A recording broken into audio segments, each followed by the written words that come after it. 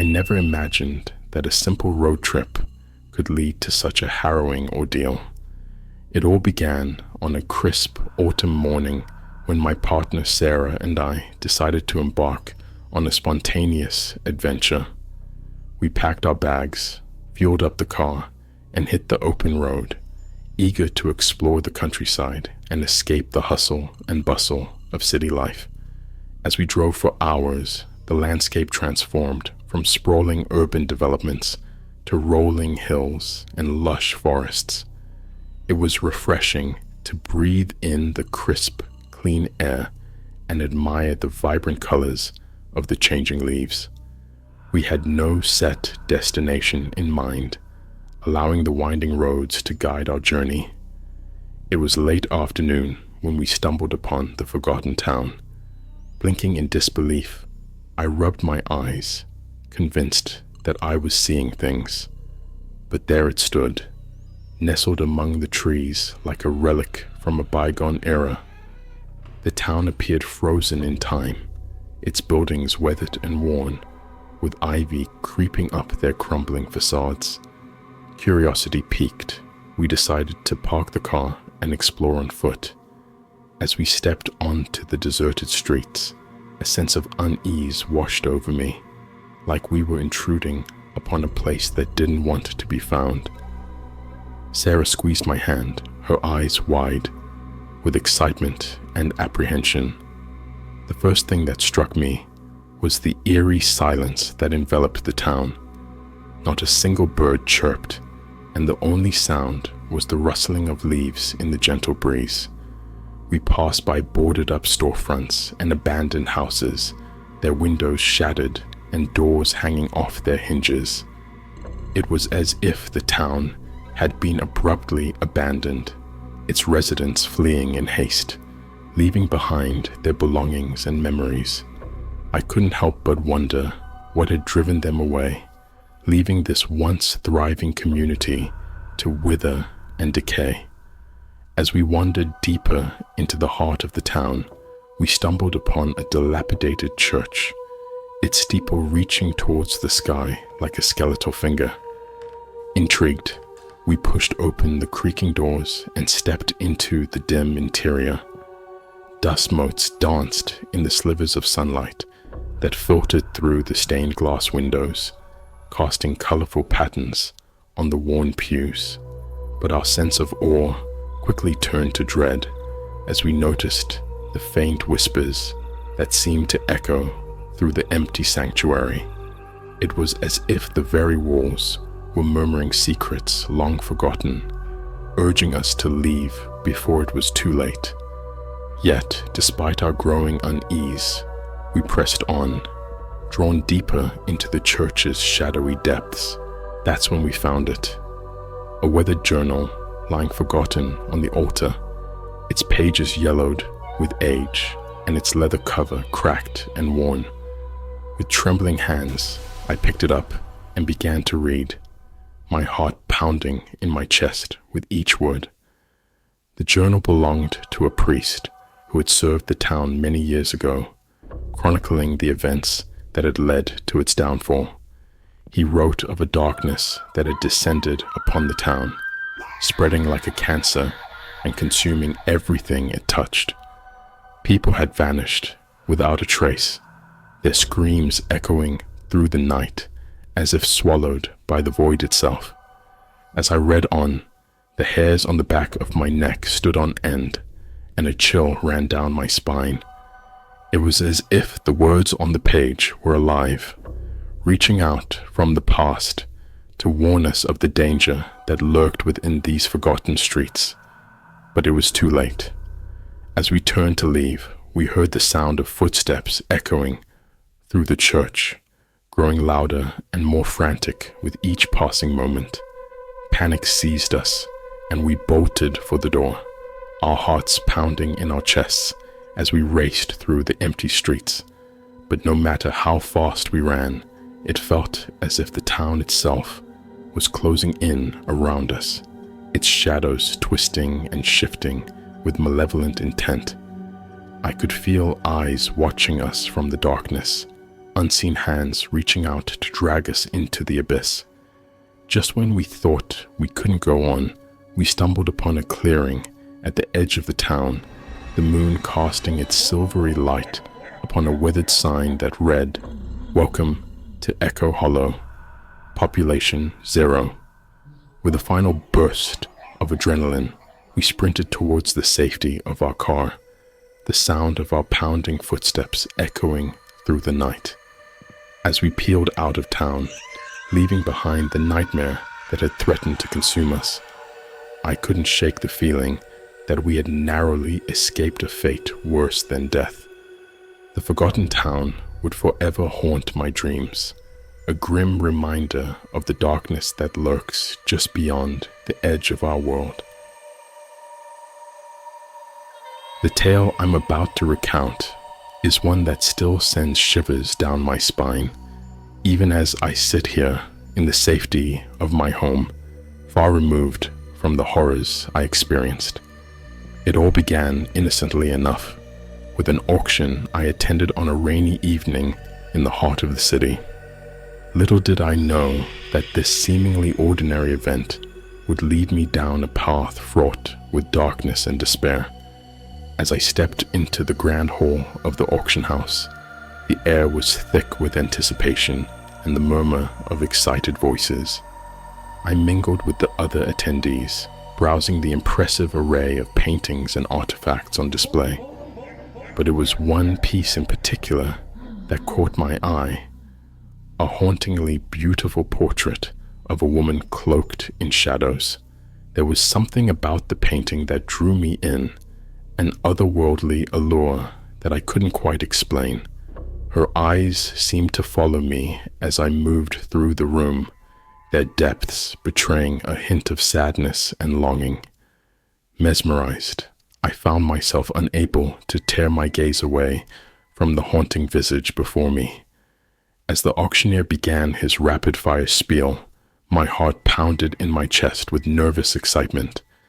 I knew that I had to possess this painting to unravel the mystery of the woman trapped within its depths.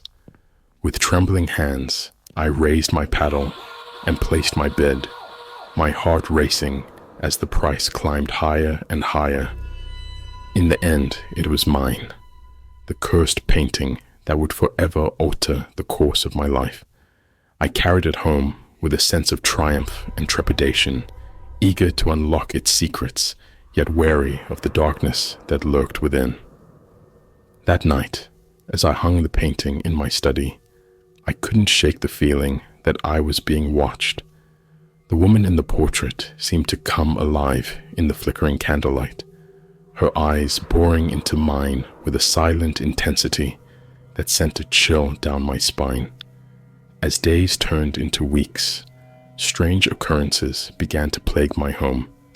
Objects would inexplicably move on their own, and eerie whispers echoed through the empty corridors at night. I dismissed them as figments of my imagination, attributing them to the stress of my demanding job and the isolation of living alone. But the nightmares, oh, the nightmares were all too real. I would wake in a cold sweat, my heart racing as I struggled to shake the feeling of impending doom that clung to me like a shadow. And always, in the back of my mind, was the image of the woman in the painting, her spectral form haunting my every thought. It wasn't long before I began to unravel, my once ordered life descending into chaos and despair. I became obsessed with the painting, spending hours studying its intricate details in a futile attempt to understand its power. But the more I delved into its mysteries, the further I slipped into madness. It was during one such fevered night of research that I stumbled upon the truth. The painting was cursed, its origin steeped in blood and betrayal. Legend had it that the woman depicted in the portrait was a witch condemned to death for her dark arts, her spirit bound to the canvas for all eternity.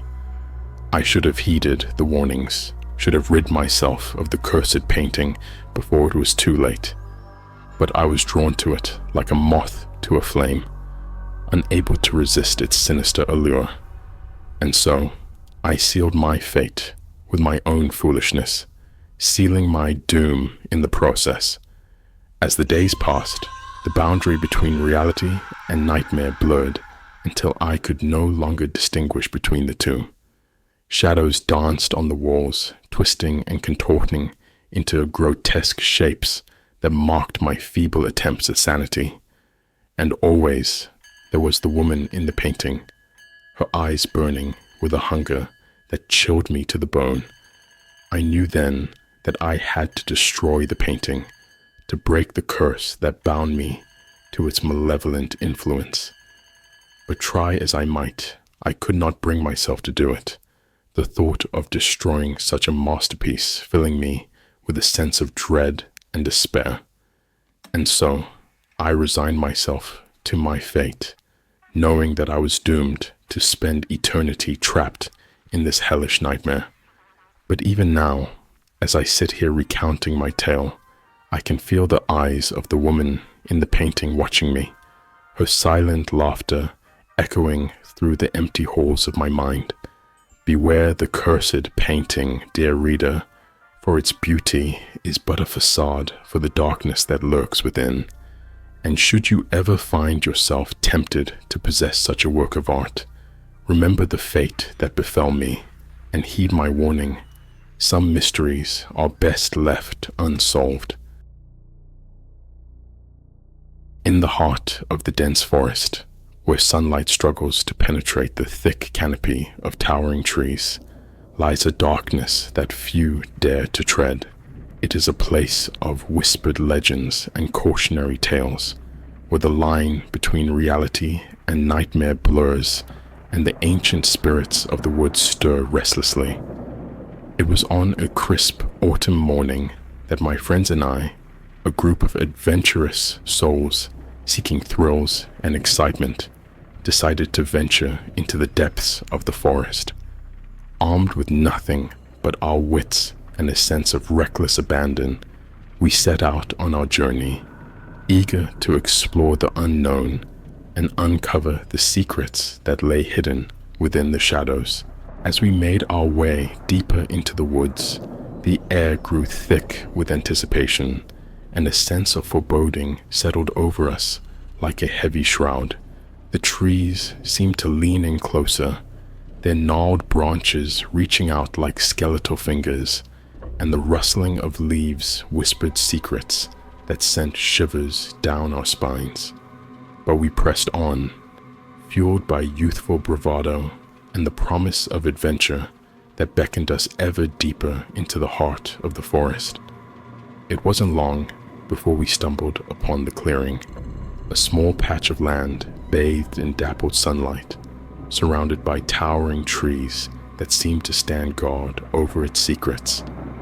In the center of the clearing stood a weathered stone altar, its surface worn smooth by centuries of wind and rain.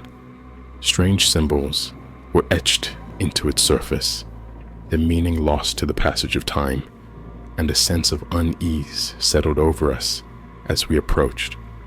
It was then that we heard it, a low, guttural growl that seemed to emanate from the very depths of the earth itself. Fear clutched at my heart, and I instinctively reached for the knife at my side, my fingers trembling with adrenaline.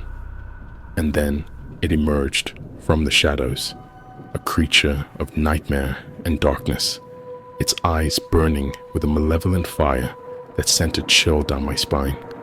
It was like nothing I had ever seen before, a twisted abomination of flesh and bone that seemed to defy logic and reason.